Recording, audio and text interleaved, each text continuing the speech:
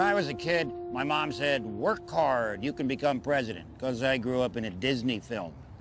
That was back when we believed that presidents were righteous and honorable, because after all, they were president.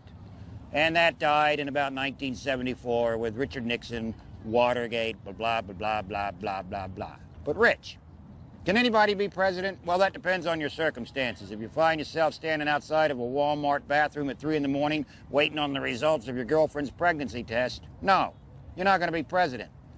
But I've watched every episode of West Wing. I want to change the world. Screw you, go start a soup kitchen. Being president is a hard job, and you really, really have to want it. When you're president, you've got thousands of bosses. Half of them demand stuff way outside your job description. The other half wouldn't mind too terribly if you were dead. So you need Disney-sized motivation, the kind of motivation that craves abuse. And here's the kicker. There's a pretty good chance the job is going to kill you. Of the 43 men who've been president, 4 have been assassinated, all by gunshots. Another 13 presidents have been shot at, had grenades thrown at them, car bombs planted, or someone tried to crash their plane. And for every president who's been killed on the job, there's another one where the job killed them. Franklin Roosevelt and Warren G. Harding keeled over from heart attacks. Zachary Taylor ate some bad cherries during a 4th of July celebration at Washington Monument, died of severe diarrhea. William Henry Harrison caught pneumonia right after his inauguration. Doctors treated him with leeches in Virginia snake root. He died after being president for only 32 days. Still want the job? Fine. Just make sure that you're rich, white Protestant male, and a Freemason. Or ugly, born in a log cabin, and clinically depressed. Because one thing is for certain. If being POTUS doesn't kill you, it's going to prematurely age you. Just look at Obama. When he came into office, he was a good-looking, vibrant man. Now look at him. Face like a used tire. So, according to the odds, there's roughly a 40% chance that as president, somebody's going to try to assassinate you. But there is a 100% chance of character assassination. Hey, people, won't you come together? We all got to live as one. I ain't right sure what that means, but don't you reckon it sounds like fun? Everybody pack your picnic lunch and everybody pack your gun, 'cause you can't trust no one. No, you can't trust no one.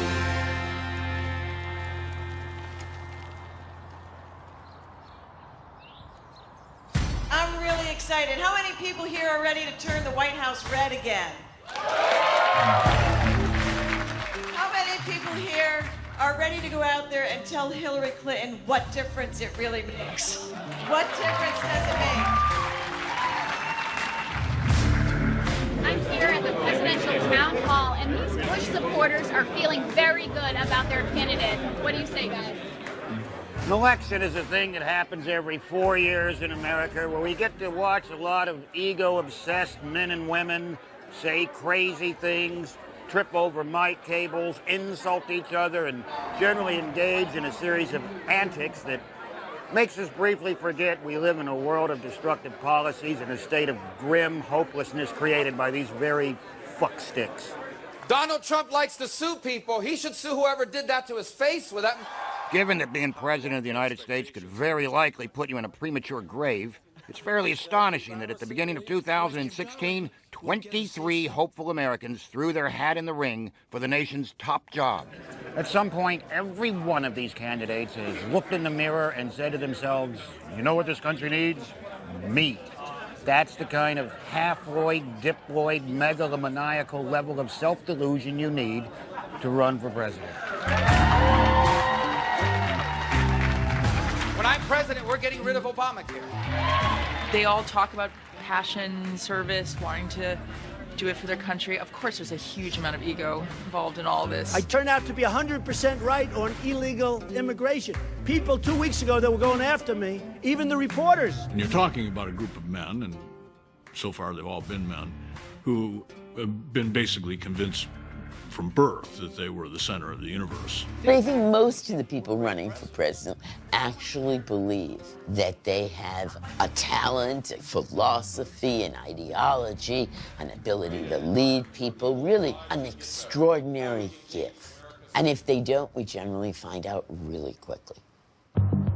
And where do we find out? On the campaign trail. When I'm president, you will not get into the United States of America. It's going to get tough. You're going to be on the road for 2 years. You're going to spend up to $1 billion. You're going to expend a whole lot of shoe leather, and you're going to have to make some bold statements. A total and complete shutdown of Muslims entering the United States. You're going to get attacked. Your past and your family are going to come under intense scrutiny, and God help you if you've got any dirty laundry. I am confident that I never sent nor received any information that was classified at the time it was sent and received. If you're going to be POTUS, President of the United States, you're going to have to fight dirty because it's the most downright grueling election on the planet. There's nothing easy about running for president, I can tell you. It's tough, it's nasty, it's mean, it's vicious, it's beautiful. And you know what? It's all been done before. 10, 9, 8, 7, 6, 5, 4, 3, 2, 1, 0. These are the stakes.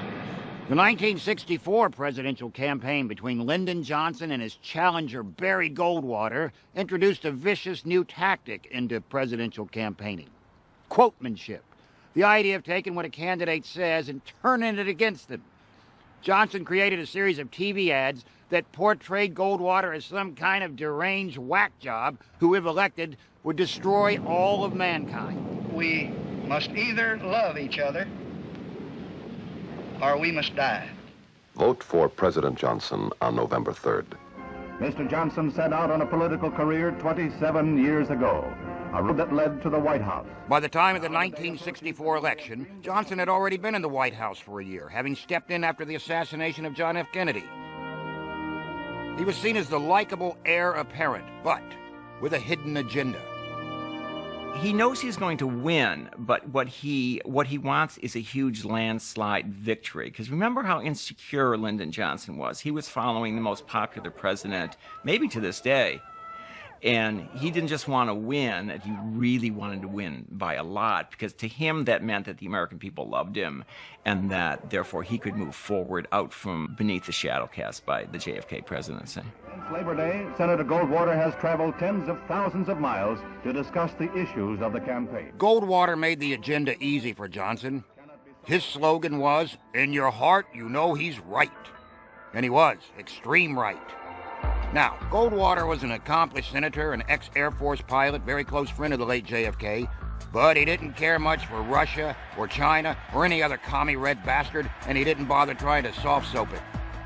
And we must make clear that until its goals of conquest are absolutely renounced and its relations with all nations tempered, communism and the governments it now controls are enemies of every man on earth who is or wants to be free. In terms of articulation, let's compare that to a modern-day candidate with a whole team of speechwriters and researchers at his disposal. Hey, I'm not saying they're stupid. I like China. I sell apartment for I just sold an apartment for $15 million to somebody from China. Am I supposed to dislike him? Goldwater had all the oratorical tools: alliteration, assonance, litotes, pleonasms, exclamations, epigrams, classical quotes, way more than the average American could absorb. When he accepted the Republican nomination in San Francisco in 1964, he pretty much dropped the Trumpism of his day. I would remind you that extremism in the defense of liberty is no vice. Hardcore Republicans lapped this up. Finally, a guy not willing to kowtow to the Reds. The more moderate Republicans, however, were genuinely flummoxed. Future President Richard Nixon had to turn and explain to his buddy what Goldwater had just said, like someone who didn't quite get a Frankie Boyle joke. Never mind that he was quoting Cicero. the man who pretty much laid the foundation for practical democracy. Nope, his opponents took the word extremism and milked it for all it was worth. And in no time at all, they had him starring in a one-man version of Mississippi Burning. We represent the majority of the people in Alabama who hate niggerism, Catholicism, Judaism, and all the isms of the whole world. So said Robert Creel of the Alabama Ku Klux Klan. He also said, I like Barry Goldwater. He needs our help. Unlike the stentorian Goldwater, Johnson was a folksy, down-home Texan who used the Oval Office to further Kennedy's agenda of progressive social reform, eradicate poverty, promote civil rights, and order lots of slacks. Joe, is your father the one that makes clothes? Yes, sir. We're all together. You all made me some real lightweight slacks. Now, I need about 6 pairs to wear around in the evening when I come in from work. The pockets, when you sit down in a chair, the knife and your money comes out, so I needed at least another inch in the pockets. Now, another thing, the crotch down where your nuts hang is always a little too tight. So when you make them up, give me an inch that I can let out there, because they cut me. They're just like riding a wire fence. Why, this knife-wielding, pecker-cramped good old boy was determined to spend another 4 years in the White House, and nothing was going to get in his way. Goldwater never had a chance. Systematically bombarded by TV ads that all implied every child in America was doomed. Do you know what people finally did? They got together and signed a nuclear test ban treaty. But now, there's a man who wants to be president of the United States, and if he's elected, they might start testing all over again. The best that Goldwater could do to counter this assertion was to drag out the Duke himself, old John Wayne, to provide some kind of weird, cryptic voiceover that frankly made no sense whatsoever. An umbrella, just that, or the symbol for appeasement. A table, just that, or a sellout abroad. A wall, just that, unless it helps you remember what has happened to 1 billion people in this world and what can happen to you and to your children. What in the wide, wide world of sports was he talking about?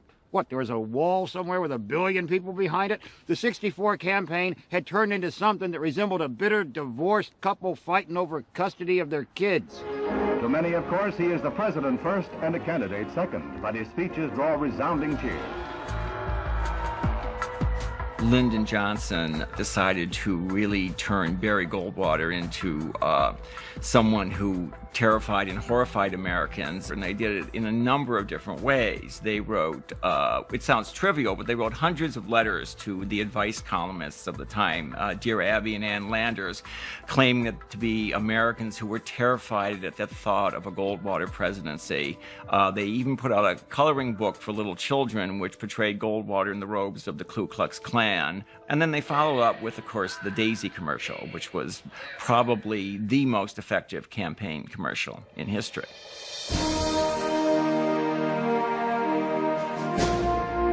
Johnson won by a landslide. His campaign had convinced Americans that if Goldwater was elected, he would start a war. And now, firmly re-entrenched in office, what do you think Johnson did? He went to war. This administration today, here and now, declares unconditional war on poverty in America. That's all the Joint Military Chiefs of Staff needed to hear. War. Good God, y'all. In March of 1965, 2 months after being sworn in, Johnson ordered 20,000 troops to launch an offensive against poverty, a small nation on the Indochina Peninsula of Southeast Asia. Mr. Backlash, Mr. Backlash. Within 18 months, this incursion had increased to 200,000 troops, all trying to keep North poverty from overrunning South poverty. By 1967, there were more than 500,000 men fighting poverty, and Johnson's support plummeted to the point where he was the most unpopular president in modern times. The man who had got himself elected on the premise of saving America's children was unfortunately watching America's teenagers come home in body bags.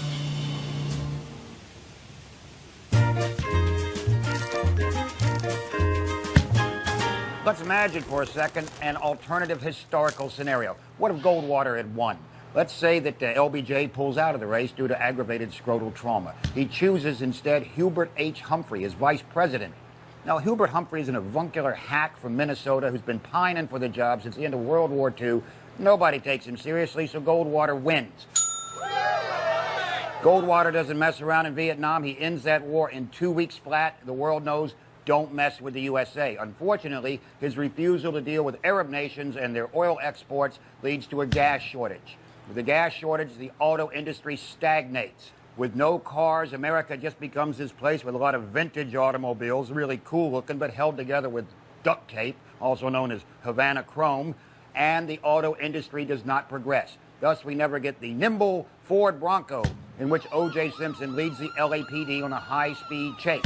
That chase would have been on foot, and O.J. would have easily outrun the cops, because let's face it, he was one of the fastest runners in the NFL. No O.J., no trial. No trial, no Robert Kardashian, who rose to prominence defending O.J. on the murder rap. Robert Kardashian just would have been a 2-bit ambulance-chasing chiseler from Los Angeles, and his 3 daughters would be vapid, inconsequential bimbos hanging out at the mall. It's a tragic fact that politics in America is coming closer to resembling a reality TV show. We want to see our candidates lined up in front of a panel of judges like Fox News presenter Megyn Kelly, whose sole purpose is to create confrontation and drama for the TV audience. Your Twitter account has several disparaging comments about women's looks. You once told a contestant on Celebrity Apprentice it would be a pretty picture to see her on her knees. Does that sound to you like the temperament of a man we should elect as president? Even Obama seems to be confused about how he's supposed to exude presidentialness. Being president is a serious job. It's not hosting a talk show or a reality show. No, it's not. So here's Obama talking politics with Bear Grylls, the guy who likes to drink his own urine. Would you ever encourage your girls to go into politics? No.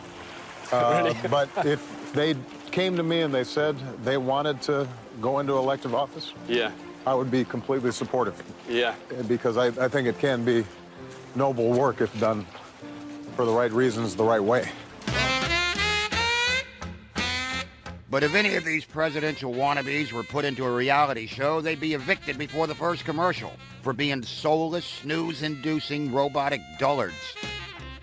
Some of America's greatest journalists have tried to chronicle elections, and every one of them would have been better off following Plankton for a year. Boys on the Bus, Timothy Krause. Michael Lewis, author of Moneyball? Yeah.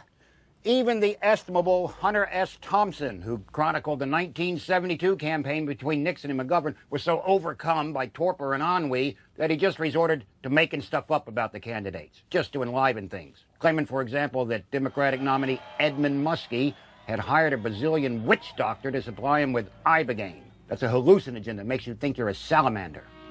Open season on voters gets underway as the presidential candidates start cross-country vote hunting tours. What Americans want is to be wooed by old-fashioned grassroots campaigning, which means crossing the country by bus and plane, eating pancakes, and talking to a lot of lumpy housewives at shopping malls. The campaigning itself is a pretty good test of the candidate. If they manage to get through that without flopping dead on the floor or turning into a bodacious drunk, I mean, I sure couldn't. The sheer wear and tear on these people, like, tells us that they're pretty sturdy physical specimens. No one who hasn't been there has any conception of how unbelievably grueling it is. It's grueling and exhausting. Remember, you've been campaigning, what, by the time you hit September, for 16 months. Jumping into a plane in the morning and making 4 or 5 speeches in different parts of the country, which aren't that different from the ones you made the day before. It's not the most wonderful experience in that sense. I want to thank the musical organizations that have been here. I understand we have the Leon High School Band and the Godley High School Band. President Truman continues his swing around the circuit. meeting former Vice President Garner at Uvalde, Texas. Campaigning for president is more than a full-time job. I mean, just raising the money is a full-time job, not to mention going out and actually glad-handing people, which is maybe 2 full-time jobs. I really don't know how they survive doing it, because it's just brutal. Especially this year. I mean, this is a grueling field. I mean, people have lasted much longer than anyone expected. Super PACs have played a role in keeping candidates going. The next leader of the free world is going to have to tell us, right up front, are you going for the Broncos or for the Patriots? And I'm here to announce to you. This guy just paid off his student loan. He looks like he's the kind of guy who should be explaining you your warranty when you buy a large appliance. After 7 years of Barack Obama, this is a time of urgency. You start to hear the same things over and over again, said in a new way, with new reactions from the audience. Jeb Bush, decent governor, I suppose, in Florida, which is like being the manager of a Dignitas clinic. But let's face it, every family needs a Fredo, just clinging to some blind familial destiny. Hey, Dad. Hey, W, how you doing? I've learned a lot being a candidate here, and I look forward to... They try to be as everyman as possible, but they're slowly losing their identity, turning into nattering nabobs, shills, ciphers, husks. You know, they're too busy flitting from rally to rally, town hall to town hall, dinner to dinner, trying to get people to like them. It's like an Academy Awards nomination if all the nominees were from the same film. I believe America can be greater than it's ever been. How we can keep America safer and stronger and freer. When our embassy is purposefully attacked by terrorists. They peddle bromides they think American voters can respond to. Things like, let's take America back. Let's make America strong again. Basically, anything that can fit onto a bumper sticker. And they desperately avoid the real issues. And the reason a candidate avoids the real issues is because basically both sides, Democrats and Republicans, they're on the same page. Yeah, they quibble over social welfare, but they both agree needs to be fixed. They quibble over a few billion-dollar difference in defense spending, but they both agree that we need an army that can kick the world's butt. They argue over the free market, but they both want the government to keep their big, meaty paws off of it. The only difference is that Democrats stay above the waist, and Republicans, for some ungodly reason, are obsessed with what Americans do with their fundament. Abortion, Planned Parenthood, gay rights. Republicans cannot stay out of a woman's jinkety-jankety. Other than that, there's no difference. Republicans, Democrats, it's a difference between hair and fur. Could I have a Coke, please? I'm sorry, we only have Pepsi. Whatever. Everybody wants the same thing. Everybody wants economic growth, first and foremost. Everybody wants a balanced budget, a secure international scene. But we just have these two broad tendencies with a lot of Venn diagram overlap. At times like now, when the parties seem to be very polarized, that Venn diagram is only overlapping by about 50%. Normally it overlaps by about 80%. In terms of what they want to achieve. Exactly. I am running for the presidency of the United States because, citizens, it is time. It is time that we take our future back. So how do these people get themselves to stand above the fray? They build a team, a human shield made entirely of yes men.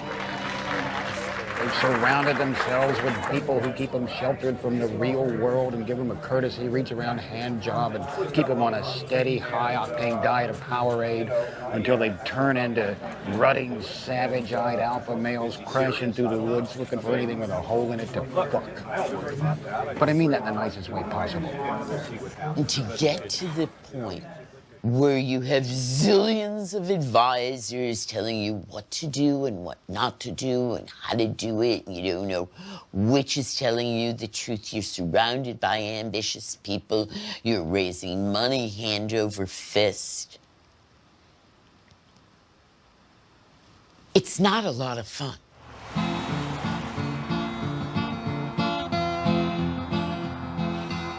Out of prodigal son, left home by himself, home by himself. Out of prodigal son, left home by himself. Prodigal son, left home by himself. That's the way for me to get along. People running for president uniformly believe they can change the world. So the idea is to win at all costs. After all, if you lose, you're not going to be able to do anything, are you? Winning an election is about deflecting as much shit as the other guy can throw at you. If he claims that you fuck pigs, he's desperate. But if he puts you in a position of having to deny that you fuck pigs, you're desperate. It's 1988. After years of a B-movie Republican gunslinger running things, a lot of Americans are ready for a change. We're going to build a kind of America where hard work is rewarded, where American goods and American workmanship are the best in the world. That's what this election is all about. A Democratic governor from Massachusetts, Michael Dukakis, was primed to challenge the incumbent Vice President George H.W. Bush. I seek the presidency to build a better America. It's that simple and that big. I thought he was a serious candidate. This was clearly going to be a competitive race. I thought it was quite winnable. And if I hadn't made a couple of really bad mistakes, I think I could have won it. By working together to create opportunity and a good life. Dukakis was determined to take a fresh approach to campaigning and avoid the mudslinging and the negativity of so many previous elections. I certainly hadn't engaged in any of that stuff during the primary, quite deliberately. And I thought people were fed up with that stuff. But the lesson to be learned from '88 is that if the other guy's coming at you, you've got to have a carefully thought-out strategy. For a new era of economic greatness in America, Michael Dukakis for president. Bush, on the other hand, was an old guard politician. He'd been around a long time and he knew all the angles. And his opening gambit was to play the old crime and punishment card. As governor, Michael Dukakis vetoed mandatory sentences for drug dealers. He vetoed the death penalty. The Republicans seized upon a parole program in the state of Massachusetts, where Dukakis was governor, which allowed violent criminals to be released, not so much on parole, but to be released on work furloughs for a few weeks. William Horton escaped from the furlough program. He attacked a man and his girlfriend, and he raped the young woman, and he stabbed the man. Republicans seized upon this as a way to attack Dukakis as soft on crime. His revolving door prison policy gave weekend furloughs to first-degree murderers not eligible for parole. While out, many committed other crimes like kidnapping and rape, and many are still at large. Now Michael Dukakis says he wants to do for America what he's done for Massachusetts. America can't afford that risk. Never mind that those weren't convicts. Those were members of George Bush Sr.'s campaign staff, rented strangers, told not to shave for the day and make a video that basically says, elect Dukakis and your kids will be kidnapped and raped. Yep, that happened, and we let it happen. Smears, cheap shots, dirty tricks are part and parcel of American elections. They're the currency of American elections. Ronald Reagan himself had a furlough program as governor of California and defended the program, even though two of his furloughees were not murdered people. But I had said, not going to do it. It's a big mistake. It's a big mistake. And it was very likely this strategy of not fighting, of not slinging back mud, that cost Dukakis the race. See, mudslinging serves two important functions. Number one, how a candidate responds to it is a microcosm of how they would handle duress if, in fact, they were president. Let's face it, no sane candidate is ever going to say anything bad about himself, so you have to take them out of their I'm a nice guy safety zone and see what they'll do when the gloves come off.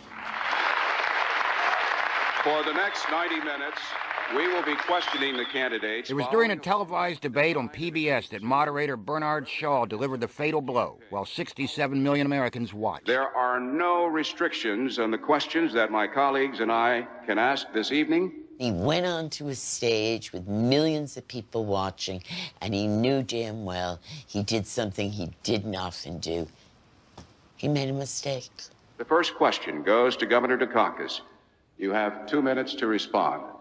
We had rehearsed time and again that question. That's the question where people want to know, whose side are you on?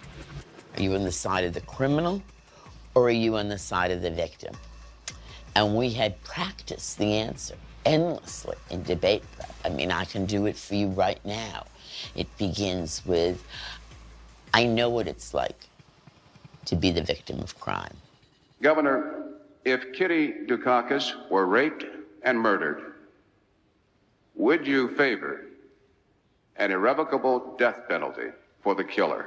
I really viewed this as being a kind of routine question. And unfortunately, I think I kind of answered it as if I had been asked 1,000 times.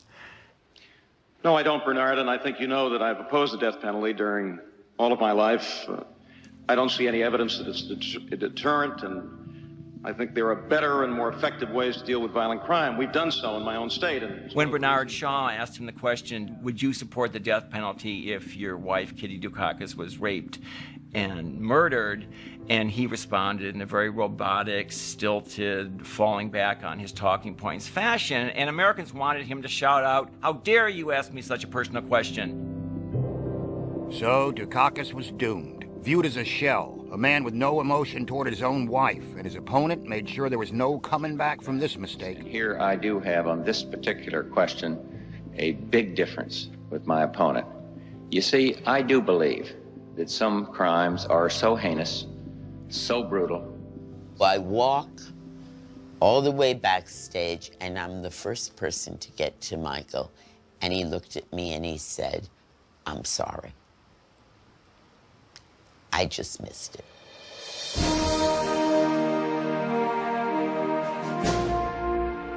Of course I have regret about it. I would have been delighted to be president of the United States.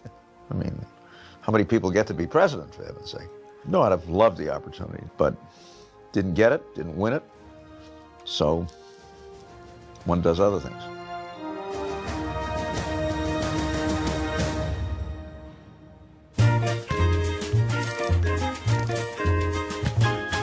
Let's imagine for a second an alternative historical scenario. What if Dukakis, instead of answering robotically, had actually said to Bernard Shaw, "I'm sorry, Bernard, did you just ask me what if my wife was raped? How about we step outside and I punch your lights out?" Then he would have been a national hero, easily beaten George H.W. Bush. No George H.W. Bush, no George Bush Jr. 12 years later to follow in his footsteps. George Bush Jr. would still have been owner of the Texas Rangers baseball team, which he would have run into the ground. So now Texas fans switch their allegiance to the Dallas Mavericks of the NBA. The Mavericks have a huge payroll and are able to hold on to both Chris Humphries and Lamar Odom instead of trading them to the LA Clippers, where they promptly go off and marry Kardashians, thus perpetuating the tawdry freak show nature of reality TV. The Kardashians would just be three inconsequential, vapid bimbos hanging out at the mall.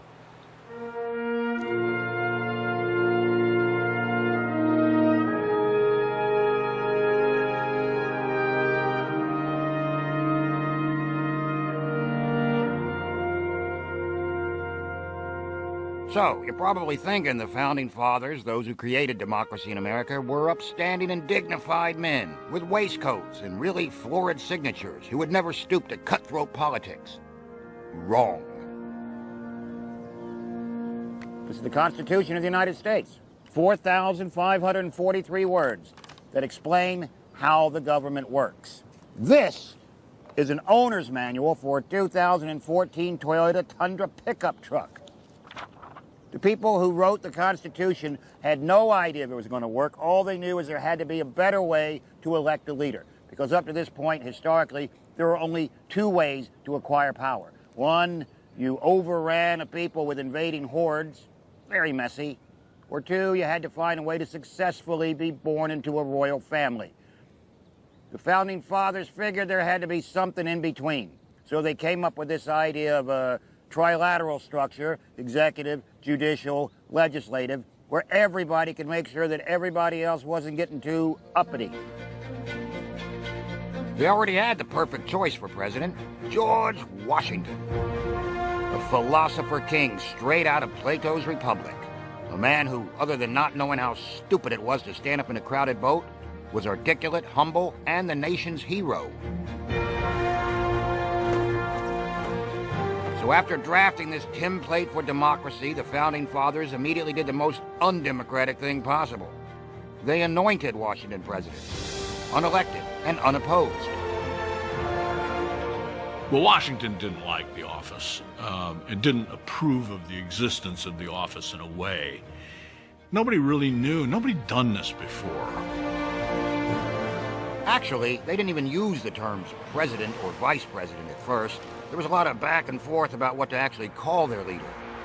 Okay, here's a little game I like to play. Which of these were actually suggested titles for America's leader, and which are famous racehorses? Pencils ready? Elective Majesty, Farlap, Bold Ruler, His Serene Highness, War Admiral, His Rotundity, Superfluous Excellency, Seabiscuit. Answers later. Within his first 4 years, Washington exposed a huge flaw in the Constitution, something the Founding Fathers in all their idealistic vision had never foreseen, which was that as soon as you're in charge, somebody somewhere is going to decide you're doing it all wrong. The Founding Fathers never envisioned the two-party system.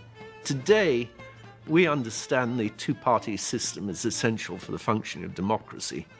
They didn't really foresee that there are differences in self-interests. They thought people would put these aside and unite for the good of the country. Almost immediately, two of the main architects of the Constitution started sniping at each other. Thomas Jefferson, the first Secretary of State, and Alexander Hamilton, the first Secretary of the Treasury. Jefferson was a plantation owner, republic-minded. In other words, sympathetic to farmers and planters. He felt government should interfere as little as possible in people's lives. And by people, of course, I mean white folks. It's become fashionable in the last decade or so to badmouth Jefferson and question whether he deserves that great big photobomb up on Mount Rushmore because, he owned slaves. Yeah, he did. So did the first 5 presidents. So you want to blame the driver or the guy who handed him the keys? That would be you, Britain. Jefferson once called slavery a great stain on the nation. That was the duplicity of the times. You could call slavery a stain, and then you could have the slaves remove the stain.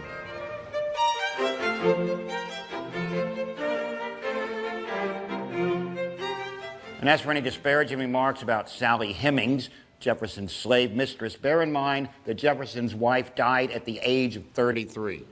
And on her deathbed, Jefferson promised he would never marry again. So what can you do? You're the president and you can't get laid? You have to file that under lamentable, but what choice do you have? Kind of like programming on ITV on a Sunday night.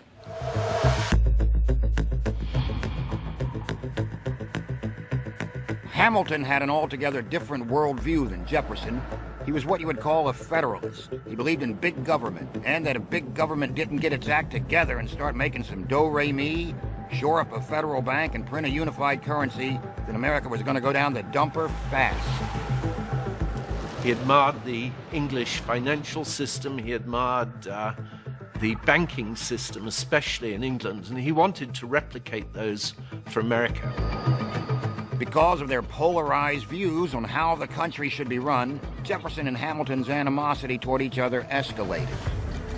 Jefferson and Hamilton used newspapers very unethically. Both of them were members of Washington's cabinet, yet both of them took government money and funded newspapers, the point of which was to express opinions for their side. They would plant articles in newspapers, often writing under pseudonyms. In a 1776 issue of Hamilton's paper, he, under the name Phocion, talked about the pretensions of Thomas Jefferson to the presidency. The nation must be on the guard. He was a demagogue. He wore the, quote, garb of patriotism, but only as a disguise. According to Jefferson, writing in his own paper, Hamilton's ideas were stupid, suspicious, and licentious, and they would just go back and forth, back and forth. In essence, Hamilton and Jefferson's differences derive from the ambiguity of the Constitution, because the thing about the Constitution is it's purposefully vague. That's why we spent 230 years arguing over what it means. For example, when it comes to describing the president's actual duties, this is what it says. The president shall take care that the laws of the United States are duly and faithfully executed. Take care. That's it?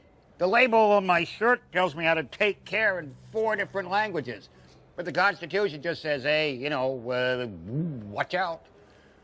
You can imagine that opens itself up to a lot of interpretation. Basically, Hamilton and Jefferson disagreed on how much power the president should have, because Hamilton was a pragmatist and Jefferson was an ideologue.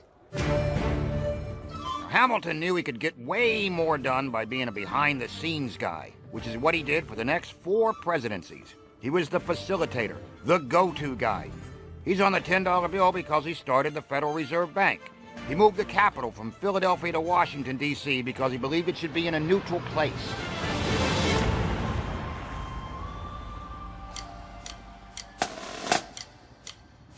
By the 1800 election between Thomas Jefferson and the watery-faced John Quincy Adams, the two-party system was firmly entrenched. And now things got really nasty. In the most gentlemanly way possible, of course, through print. Part of us as Americans have a Mr. Smith Goes to Washington movie in the back of our minds. There's some shining city on a hill back in that idealized past where people were good to each other and the founding fathers would never play dirty tricks on each other. Well, of course, that's ridiculous because even if you go back to the election of 1800 where Thomas Jefferson hires a writer to call John Adams a, quote, hideous hermaphrodite, unquote. And the Federalists of John Adams attack Thomas Jefferson as being soft on the French Revolution, just as Michael Dukakis was soft on crime. And that election included my favorite campaign trick where the Federalists spread the rumor that Thomas Jefferson was dead, which I think is wonderful. Because really, in those days, how do you rebut that very quickly? Well, you can't vote for him. You know, he's dead. So you think the modern-day media is a cesspool of slime and misinformation? Look back to the good old days when you could just pay a journalist to accuse your opponent of being insane or a sexual deviant or an atheist. Just took a little money. Jefferson won the 1800 election, became the 3rd president of America. As for Hamilton, well, he was never going to be able to run for president because he was born in the Caribbean. He continued his career as a great facilitator, then ended up being killed in a duel with a guy named Aaron Burr. Today, his achievements have been commemorated in a Broadway musical, soon to transfer to the West End. Hamilton, the musical. Time to take a shot, time to take a shot. I am not throwing away my shot. I am not throwing away my shot. I am Alexander Hamilton. Hamilton, just you wait. I am not throwing away my shot. So there you go. One of America's most influential founding fathers is now a hip-hop musical. Because nothing inspires wicked beats like an 18th century Federalist. See if I can't find one of these all-instrumental rap stations. Bet it goes something like this. Alexander Hamilton was the bomb. Born in the West Indies and orphaned from his mom, where he witnessed firsthand the degradation of slavery and was promoted by George Washington for his bravery. He founded the Bank of the Federal Reserve, but Toe Jeff got on his nerves. Toe Jeff, he said, the economy needs to be saved, but T. Jefferson was too busy banging his slave to listen. And that is the paradox of the two-party system, because Alexander Hamilton ain't bullshit. Booyah. I do this shit all day, man. Give me any politician, I'll rap him. I'll rap a politician. Trump! Trump. Donald Trump's mom was born in Stornoway. At a very early age, all the hair on Donald's head had worn away. If you elect him president, beware. How can a man control a country when he can't even control his hair?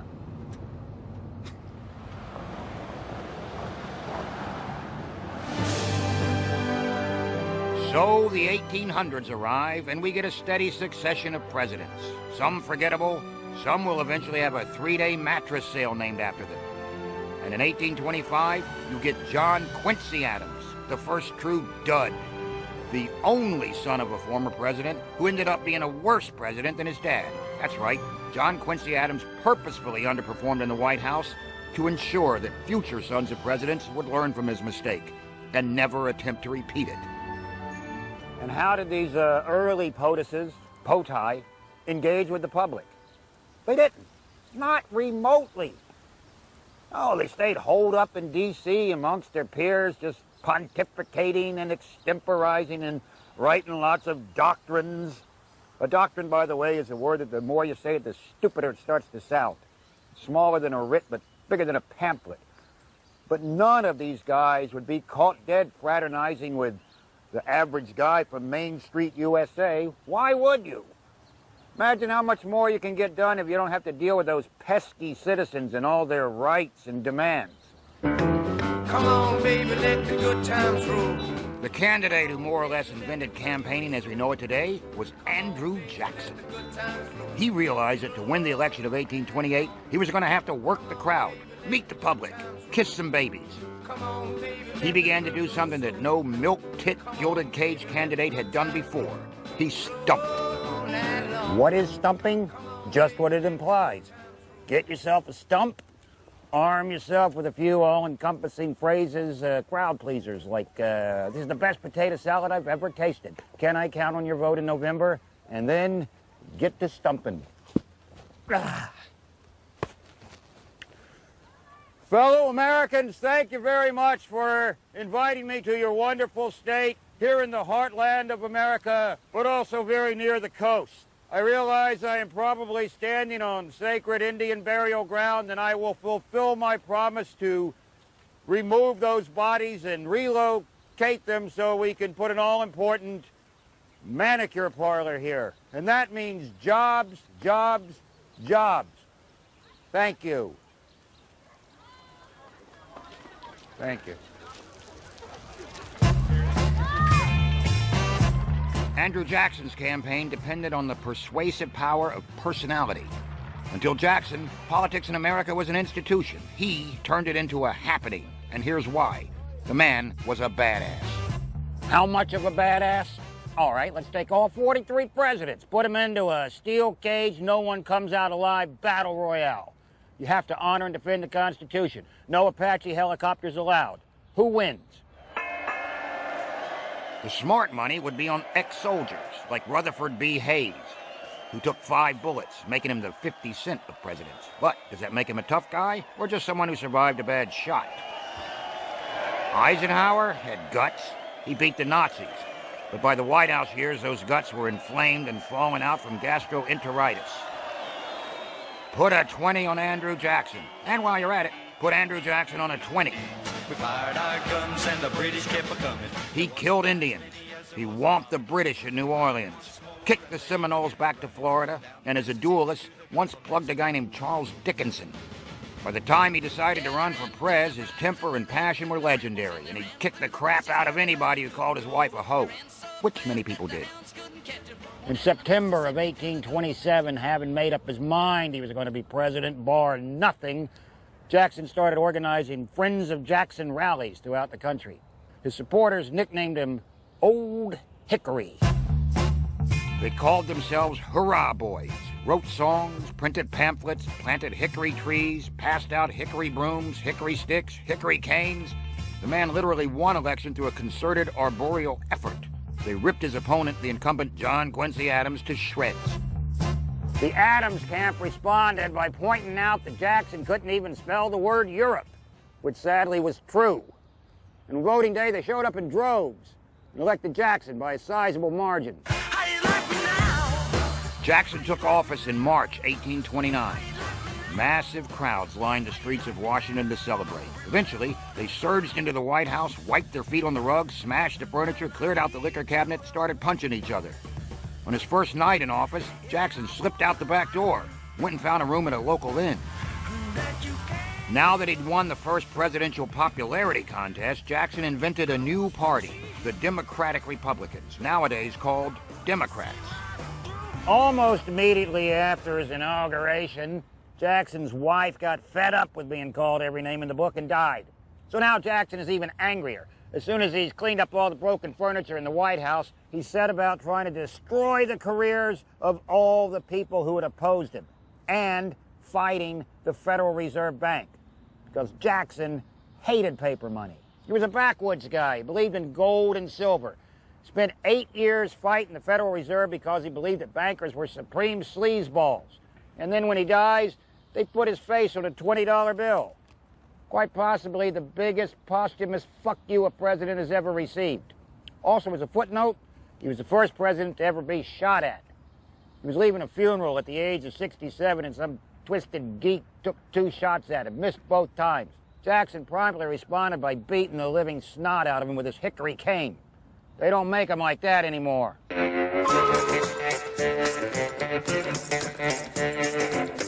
In spite of his contrariness, or possibly because of it, Jackson was assailed by the media of the time, mercilessly lampooned. You lie down with dogs, you wake up with fleas. Because he courted public acceptance, he had to accept public derision.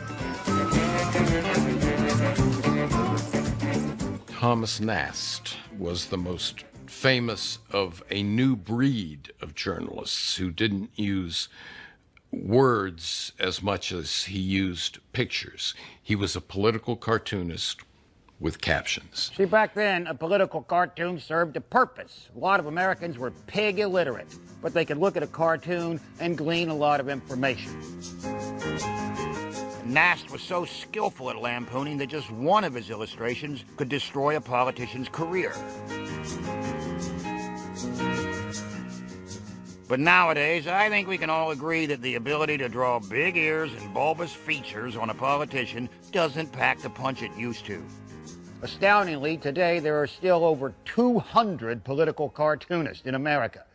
200 people who have to wake up every day, think of the lamest premise possible, sketch it, rethink it, re-sketch it, color it in, deliver it to the editor so that we can look at it in the paper and do this. Seriously, have you ever overheard anyone say, "Hey, did you see that political cartoon in the paper today? God, David Cameron had a head like a condom. Huh, woo!" Seriously, if you're a political cartoonist, do yourself a favor. Go down there to Leicester Square, get yourself a stall, surround yourself by pictures of dead rock stars like Kurt Cobain and Jim Morrison, and just make a living hoodwinking tourists by drawing their giant engorged heads onto little tiny bodies. You'd be better off. Hack.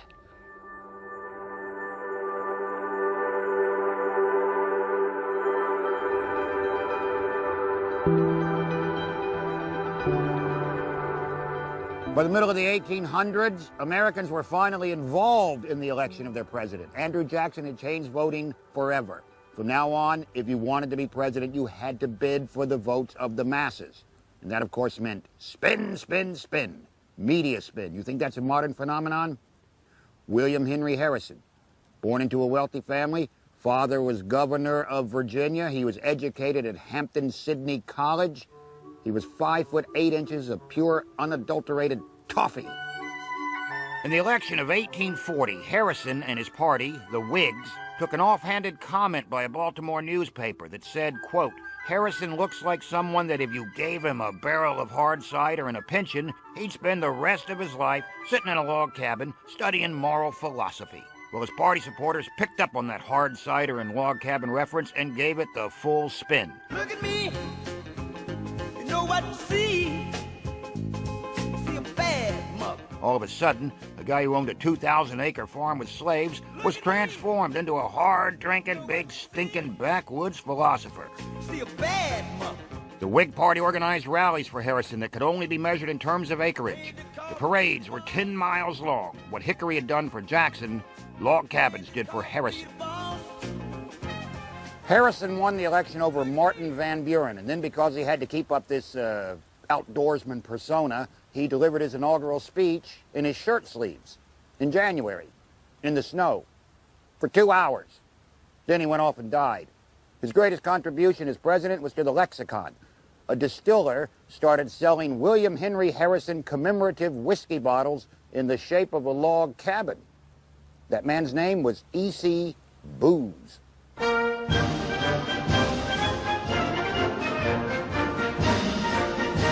And so the parade of presidents rolls on, each campaign more vigorous than the one before. Newspapers come and go. By the early 20th century, thanks to the airwaves, everyone knows what a president sounds like. You people must have faith. You must not be stampeded by rumors or guesses. Let us unite. In Beaver, Idaho, 1927, a man named Philo Farnsworth, puttering around in his garage, invents something called the image dissector, and modern television is born. Now, inevitably, thanks to television, anyone running for president comes under a new kind of scrutiny in living black and white. In 1946, 8,000 Americans owned televisions, and by 1948, that number had swollen to 350,000. That was the year of the Dewey-Truman election, and for the first time, Americans got to see their candidates on the box. So both the Democrats and the Republicans chose to hold their nominating conventions on the East Coast to take advantage of the time zone. In Philadelphia, Harry Truman went to the podium to accept the Democratic Party nomination. Now, Truman was an incumbent president, but his victory was nowhere assured. Nor was it a good sign when a lot of pre-celebratory pigeons were released, freaked out, started crapping on the conventioneers like something out of a Hitchcock movie. In fact, the Republican candidate, Thomas E. Dewey, was so assured of stealing the presidency that his advisor told him, just don't say anything stupid and you're in. Every poll and newscast seemed to support this. We now know that Governor Dewey will carry New York State by at least 50,000 votes and that he will be the next president of the United States. And on November 2nd, 1948, Harry Truman went to bed a loser and woke up in the morning president.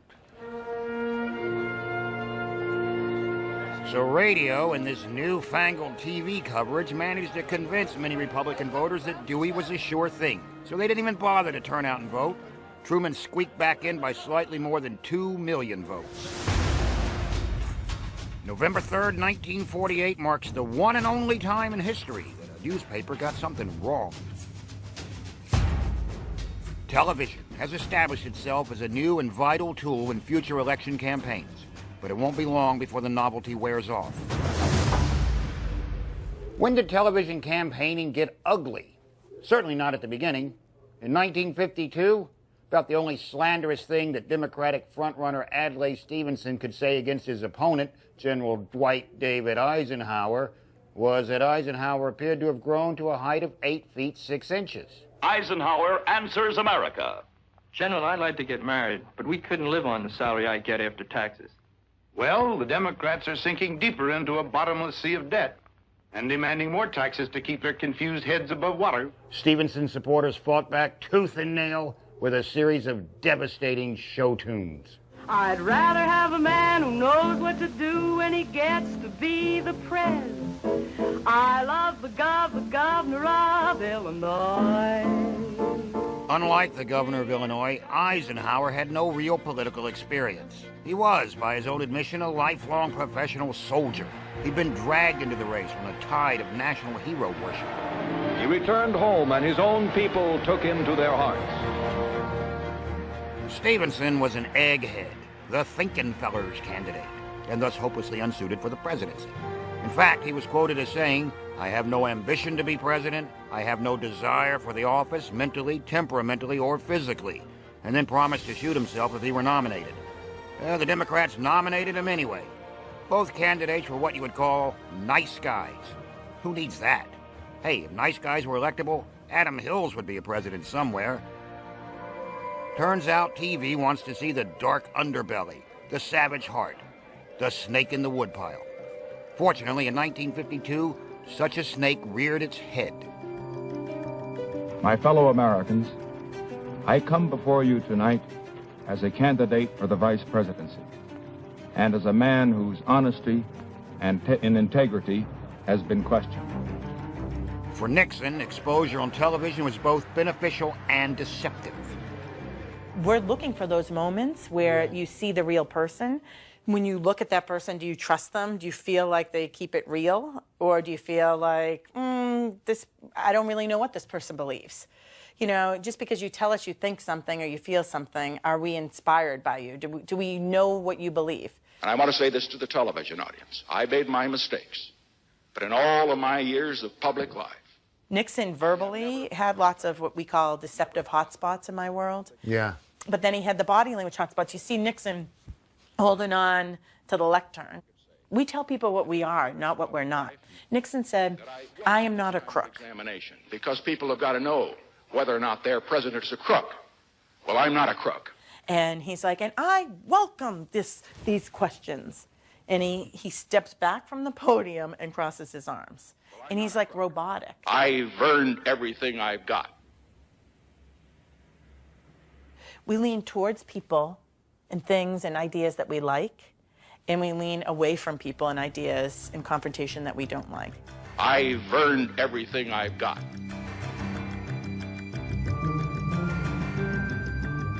You feel it. You're like, this guy's fake. He's phony. He's lying about something. But can't you also just see coached? They're coached. Yeah, of course. Hillary Clinton. Hillary Clinton comes out like this, right? Like she's the Christ. We call this the Christ pose. Like she's on the cross.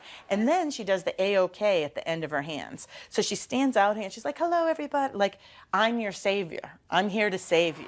If you want a president who will listen to you, work her heart out to make your life better,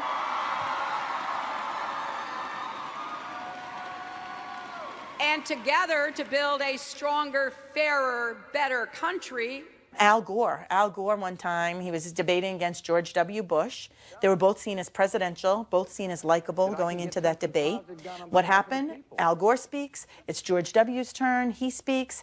Al Gore stands up, walks over to George W. It's not only what's your philosophy and what's your position on issues, but can you get things done? And like stands over him. It was so disrespectful, like intimidating him. And George Bush looks over at Gore and it's like, how you doing? But can you get things done? And I believe I can. All right.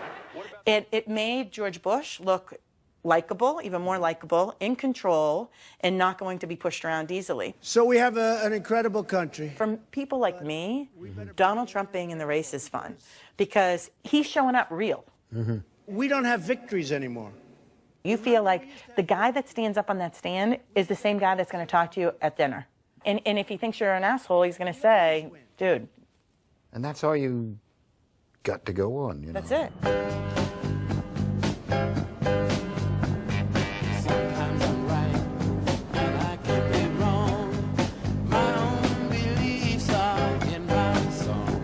Nowadays, candidates live in a world somewhere between character assessment and character assassination. JFK was likable. Nixon was shifty, so JFK won. People look at you on TV, they make up their mind in a heartbeat, deciding if you've got that likability factor. And by likability, I mean, is there remotely anything about these wazoolas that you, the voter, can relate to?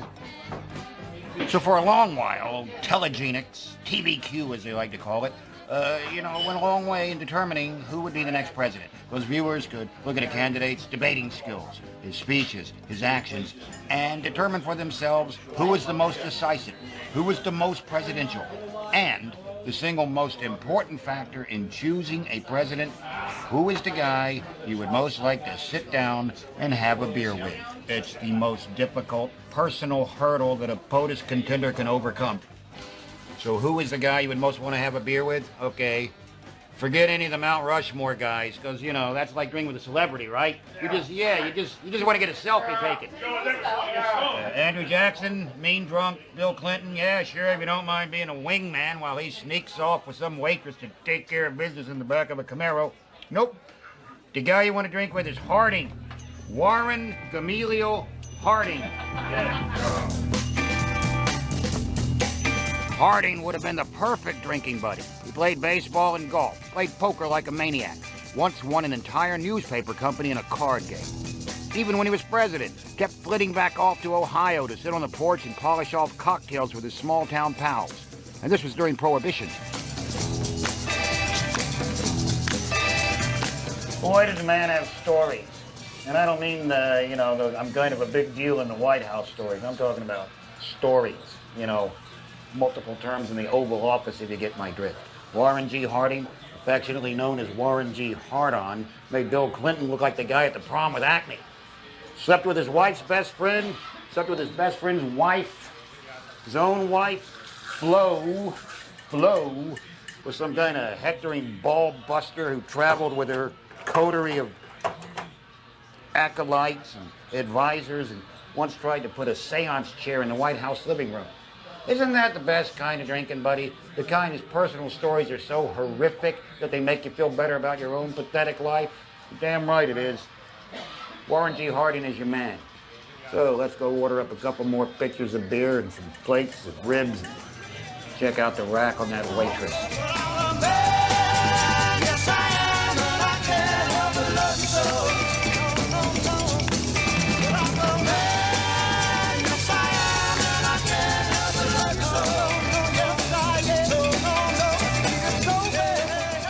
Back to the question. At what point did modern campaigning get ugly? I mean, really, really ugly.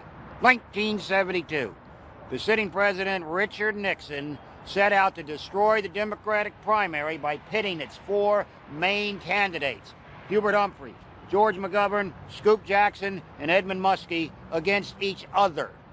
Cutthroat. Who can take a sunrise? Nixon had already spent 4 years in the White House doing a perfunctory job of running things. No one could quite get a bead on his character. He just seemed shady. They didn't nickname him Tricky Dick for nothing. Of course, while Nixon was respected by Americans for being strong and tough, nobody really loved him. And he was not exactly a warm figure that gave off sort of popular vibes. So Nixon had to worry about his reelection. Just remember, we cannot fulfill the American dream unless each American has a chance to fulfill his own dream. That's what we believe in. Nixon was leaving nothing to chance. So first of all, he infiltrated the Democratic primaries so he would get the opponent he knew he could destroy. They were doing all kinds of sabotaging events, giving false information, trying in every way to weaken the candidates that Nixon most feared as potential opponents. Donald Segretti, one of Nixon's campaign workers, wrote a letter on stationery belonging to Democratic nominee Edmund Muskie. The letter was meant to cause chaos, accusing Humphrey and Scoop Jackson of sexual and alcoholic misconduct. Some years later, Segretti would eventually admit they were lies. Each and every allegation in the letter was untrue and without any basis in fact. It was not my desire to have anyone believe the letter, but instead it was intended to create confusion among the various candidates.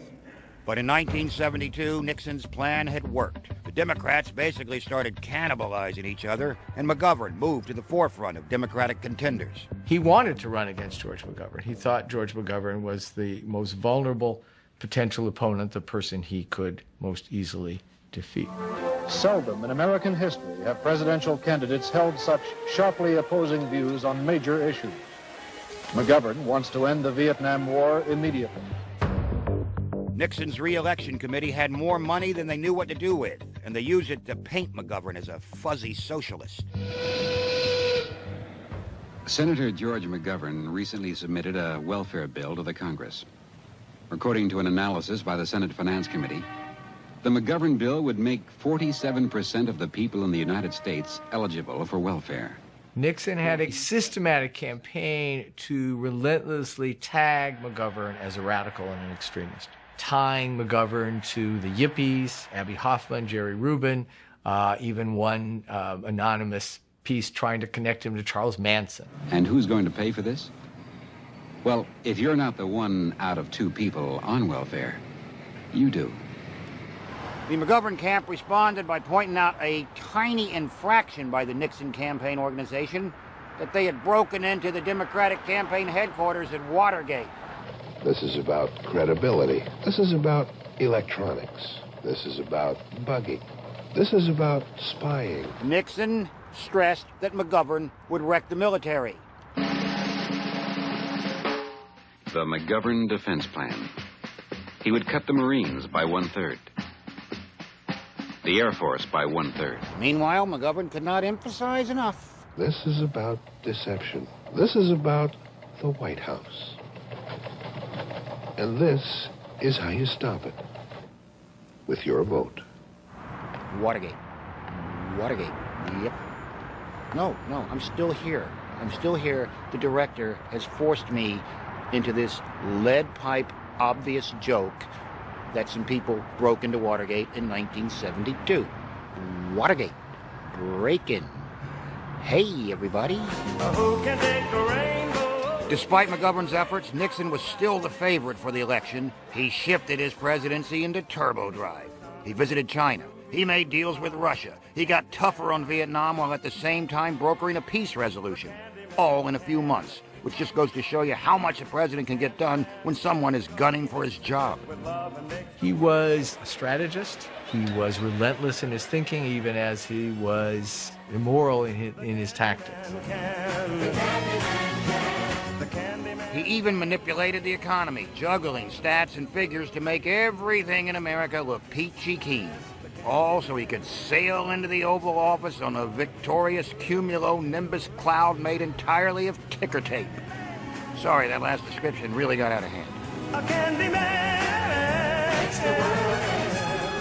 It's hard to believe in this modern age of what they call transparency that voters would choose to ignore the fact that a sitting president had orchestrated the burglary of his opponent's campaign headquarters, but they did. And then they sat back and watched McGovern slowly defeat himself. He chose as his running mate Thomas Eagleton, a senator from Missouri. Somehow revelations hit the newspaper about Thomas Eagleton. It was reported that he'd undergone electroshock therapy for clinical depression, and questions began to arise about his ability to function as McGovern's second-in-command. Well, McGovern said he was 1,000% behind Eagleton, and then 2 days later, shoved him out the door. Yep, replaced him with R. Sergeant Shriver. McGovern had made the biggest mistake a politician can make, which is to stab your buddy in the back. Apparently that's a lot worse than breaking into Watergate. Nixon won by a landslide, and then America watched the whole thing unravel. By the time Nixon resigned in August of 1974, the man who had once been affable Old Ike's running mate was the most hated politician in the history of history.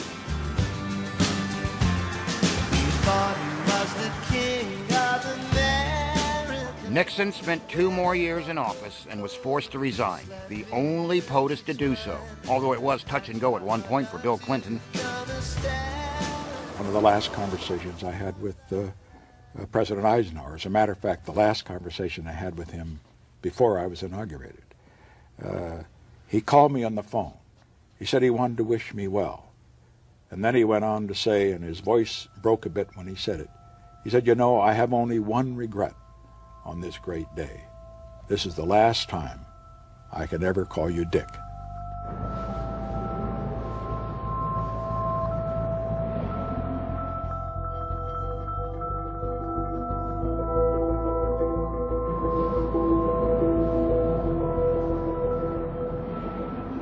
So the 1972 elections are full of almost Shakespearean intrigue and deception and anger and chaos, and yet apparently so uneventful that Hunter S. Thompson feels the need to make up stuff about ibogaine and Brazilian witch doctors.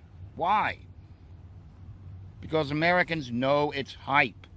It's all one big dog and pony extravaganza. Ladies and gentlemen, let's give a warm welcome to Senator Marco Rubio. They watch the spectacle of men fighting savagely for a party nomination, calling each other whores and traitors and slimeballs right up until the convention. An air of expectancy hangs over the Cow Palace as the time for the chief business of the convention, the nominations, approaches. But then, once the guy's nominated, they all come together in a miraculous mutual orgasm of party unity. Come on, let's let bygones be bygones and join together and put the old stomp and whip song on the opposing candidate. And then the real race begins. It'll be won by the team with the best organization and the most money. You gather as many earnest, unjaded foot soldiers as you possibly can. You canvass every state by foot and by phone, and you work it just like Santa Claus. The only problem is Santa Claus doesn't exist, and neither does true democracy, because we don't elect the president, just in case you didn't know it. Nope, we go to the polls and we write down on a piece of paper who we would like to see president.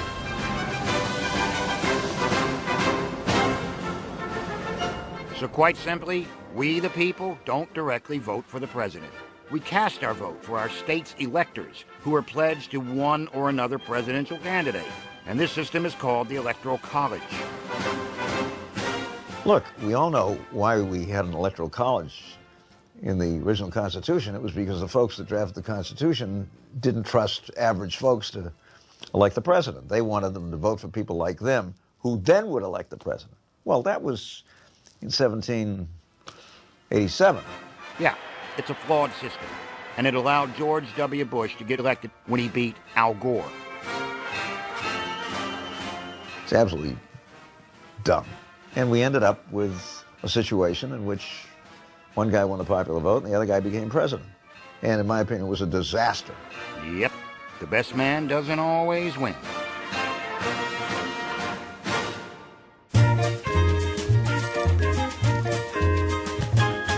Let's imagine for a second an alternative historical scenario. What if Al Gore had become president? How would the world be different? Sorry, can't come up with anything. Nothing would have changed. His most notable achievement would be just making it into this documentary to fill up some space. Same as his presidency.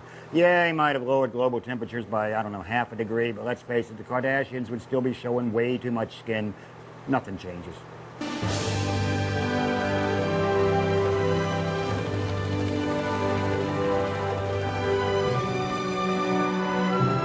So now, you've made it to the White House. Congratulations, Mr. Big Face. You're the leader of the free world. But have you bothered to read the job description? What do we expect of a president? Well, obviously and unbelievably, everything. After all, he's the most powerful man on earth, right? Yeah, on paper. But when a president gets into office, he has to spend a lot of time just trying to acquire power. I'll give you a hypothetical example. As president, I will ban all Muslims. Can he do that? Does he have the authority? Yeah, well, sort of. He could invoke Section 8 of the U.S. Code, which says if any class of immigrants would be detrimental to the interests of the United States, tell your story walking. But then he would have to get the majority of Congress to agree with him, and then they would be challenged by the Supreme Court, who would probably override the whole thing as incredibly, incredibly unconstitutional. So it's likely that the ban would be imposed, stalled, rescinded, then reimposed, stalled, re-rescinded, leaving a lot of angry Muslims stranded at the airport. And that would be one busy multi-faith prayer room. What's your point, Rich, other than trying to open a floodgate of angry letters from the BBC? My point is that a president has to fight for every decision. Boom! No knockouts, 12 brutal rounds against federal judges and congressmen and the Supreme Court, the opposing party, people within his own party. It's a constant, unending grind. Fight the power! Fight the power! Fight the power! The perception is that the president is the most powerful man in the world. Yeah, he stands atop our government, and he exercises power in a way that no other political actor in the United States does, on the one hand. But on the other hand, he operates in a system that's stacked against him, and so he stumbles and scratches and claws for power wherever he can find it. Take, for instance, Obama's repeated efforts on gun control. In the aftermath of Sandy Hook, he comes out, puts together a commission led by his vice president that's going to propose all kinds of legislative enactments, and he hits a wall in Congress, doesn't get anywhere. And he's the president of the United States, and he's grasping for whatever he can find in order to make advancements. So a savvy president doesn't wade into a mass confrontation against judges and congressmen and opposing linebackers. He does an end run. There are a lot of unilateral powers that presidents have claimed, they've invented, they've adapted to suit their needs. Executive orders, national security directives, memoranda. The security directive is the president's ultimate secret weapon. It's like a double-barreled shotgun, but one of the barrels is always bent and aimed at their own foot. He uses it when he has to make a decision that he thinks is right for the moment, but probably won't look that good in retrospect. He'll use it if it's a time of crisis, or if he wants to create a crisis. Congress never finds out about security directives until it's too late to do anything about it. And they're not subject to the Freedom of Information Act. So Americans have no idea how many security directives are floating around out there. But one thing's for certain, every president since Truman, who more or less invented it, has used them. Truman called them NSDs, National Security Directives. And he issued one that basically said, if Japan ever pulls that Pearl Harbor shit again, this time we don't screw around for 2 years, we annihilate them right away. Naturally, when Congress caught wind of this, they said, hey, Harry, you can't just go around willy-nilly threatening nations with a hydrogen bomb. Enough with the NSDs. So since then, presidents just keep changing the initials of a security directive and redefining them for their own purposes. When Eisenhower became president and wanted to force an embargo against trade with the USSR, he just changed the name from NSD to NSCP, National Security Council Policy, and adapted it to his needs. JFK used one to invade the Bay of Pigs in Cuba. He renamed it an NSAM, National Security Action Memorandum. Reagan changed the NSAM to NSDD, which I believe means National Security Decision Directive. Promptly sold arms to Iran, then funneled the money to Contras in Nicaragua. And George Bush changed the NSDD to NSPD, National Security Presidential Directive. He didn't know what it meant. He can't spell. So basically, whenever a president wants to do something that he's pretty sure is a little bit ropey, he just shuffles some letters and hopes he doesn't get caught. Because that's what presidents do. A lot of sneaking around behind Congress's back. The odds are stacked against them. They don't have the power they need, which is precisely why they scratch and claw at every turn to get what power they can in order to make a lasting mark. And those who do, or those who leave a legacy worth remembering.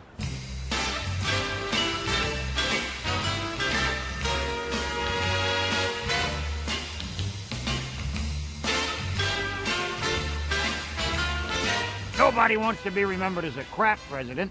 How do you know you were a crap president? Very simple. After you're dead, just look around and see how much stuff is named after you. If all it is a library in an elementary school in a rundown neighborhood, yeah, you're a pretty crappy president. But the good thing about bad presidents, they save Americans money. George Washington, father of our country. Thomas Jefferson, author of the Declaration of Independence. Abraham Lincoln, the Emancipation Proclamation. Without a doubt, these men and more served their country gloriously. They'll be forever in our hearts. But isn't that enough? Do you know how much of Americans' hard-earned money goes to maintaining these granite monstrosities year after year? Hundreds of millions, that's how much. Jesus, do we have to prop up their rampant dead egos forever?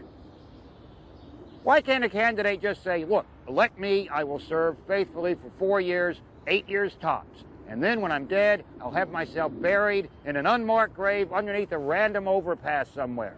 I will never cost you another dime. I'd vote for that person.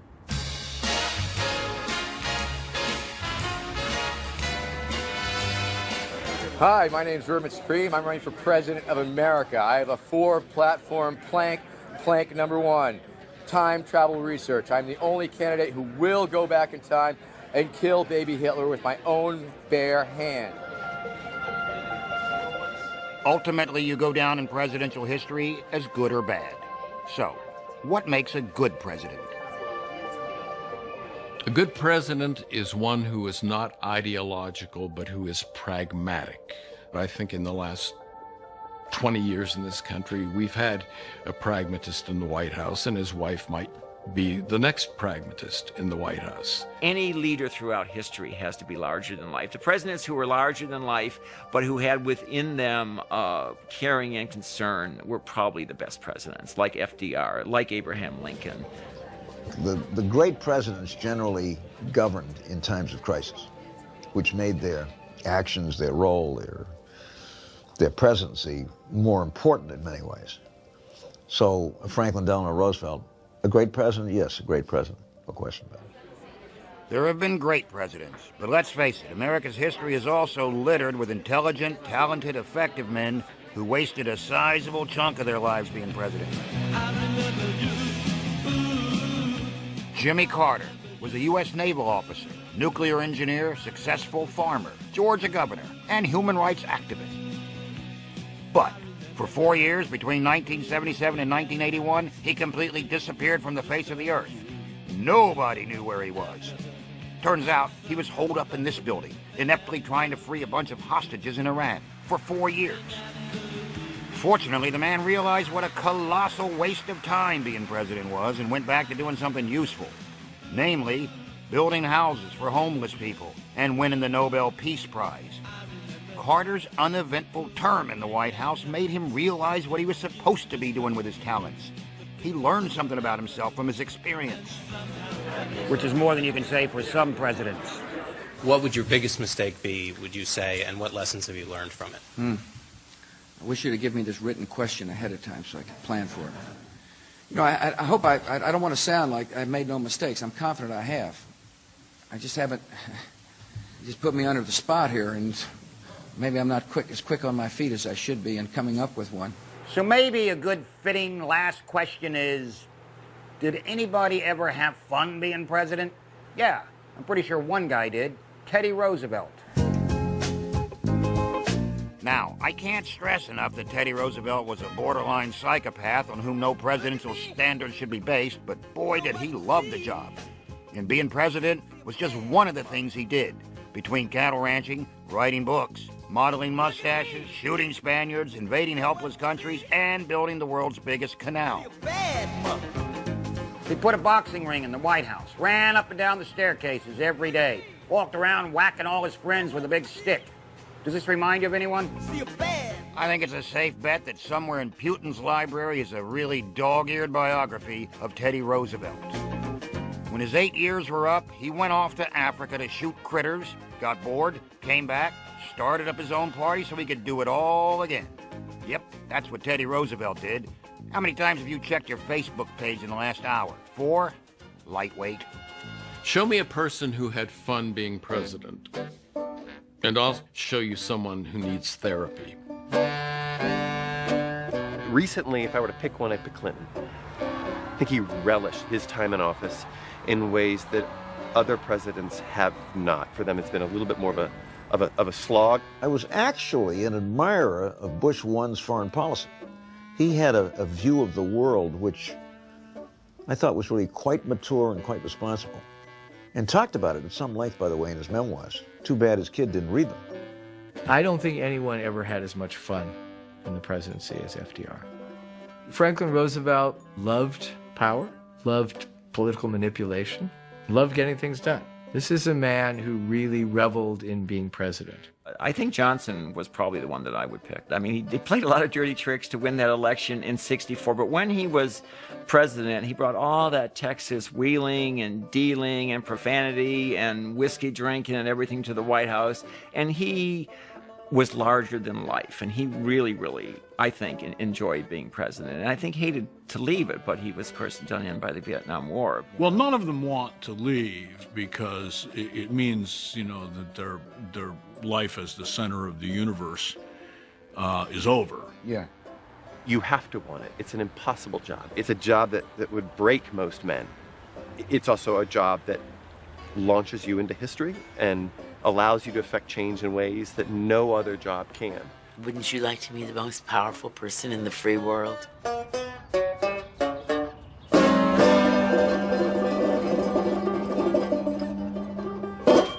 My guess is that being president, for better or worse, is a long, strange trip you never quite come back from. After all, you've been the most powerful man in the world. What are you going to do for a rush after that? That's why Bill Clinton is going to feel like the luckiest guy in the world if he gets back into the White House as the first dude, gets to run around and pee in every corner and remark his territory. If that sounds like a prediction, it is. You don't have to panic, Britain. Donald Trump is not going to be president. I will wager everything on that. I will go so far as to say, if Donald Trump becomes president, I will never appear on British television again. And that is a promise. Ha! Who am I kidding? Trump becomes president, I'm spending all my time in Britain. I'm Rich Hall, and I approve this message.